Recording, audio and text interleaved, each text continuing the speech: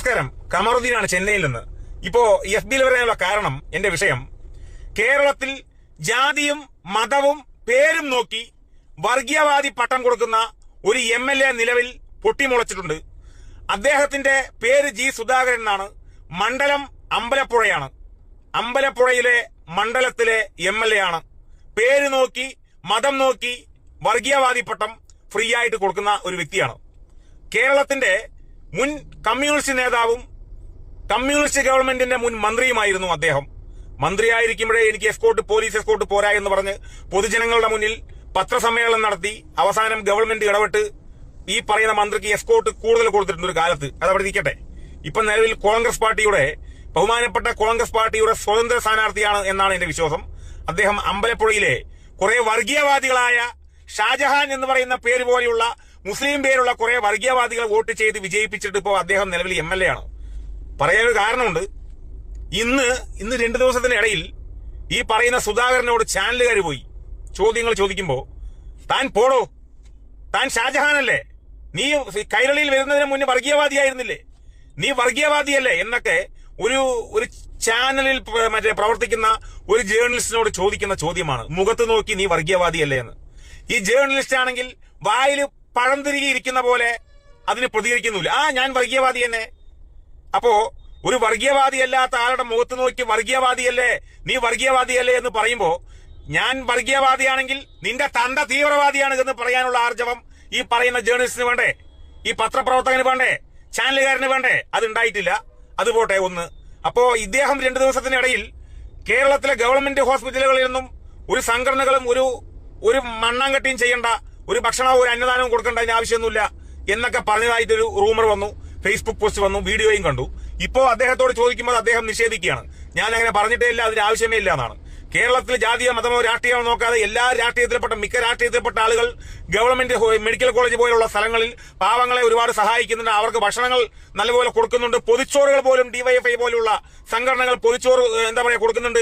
KMCC കൊടുക്കുന്നുണ്ട്. മുസ്ലിം ലീഗിന്റെ ഒരുപാട്, കോൺഗ്രസ് പാർട്ടിയിൽ പല സംഘടനകളും, യൂത്ത് കോൺഗ്രസ് പോലെയുള്ള ഒരുപാട് രാഷ്ട്രീയ പാർട്ടികൾ ഈ പറയുന്ന രോഗികൾക്ക് ആവശ്യമായിട്ടുള്ള കാര്യങ്ങളും ഭക്ഷണങ്ങളും മറ്റുള്ള എല്ലാവിധ സഹായ സഹകരണങ്ങളും നൽകിക്കൊണ്ടിരിക്കുമ്പോൾ അതിനെ ഒന്ന് വിമർശിച്ചു നോക്കി, അത് വിലപ്പോയില്ല.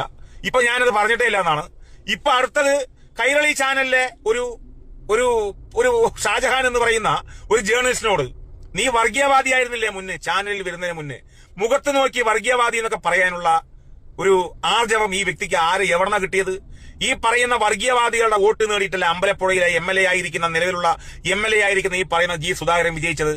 സുധാകരോ, നീ ചെയ്തതേ സത്യപ്രതിജ്ഞ ലംഘനമാട്ടോ, സംശയം വേണ്ട. നിന്നെ സാറേ എന്നൊന്നും വിളിക്കില്ല, കാരണം അത് പോയി. നീ പറഞ്ഞത് സത്യപ്രതിജ്ഞ ലംഘനമാണ്. ഈ വീഡിയോ പറ്റുമെങ്കിൽ അദ്ദേഹത്തിന് അയച്ചു കൊടുക്കണോ? ഈ സുധാകരൻ എന്ത് പറയുന്ന ഒരാളുണ്ടല്ലോ അമ്പലപ്പുഴയിലെ MLA, അദ്ദേഹത്തിന് അയച്ചു കൊടുക്കണം, ഒന്ന് കാണട്ടെ.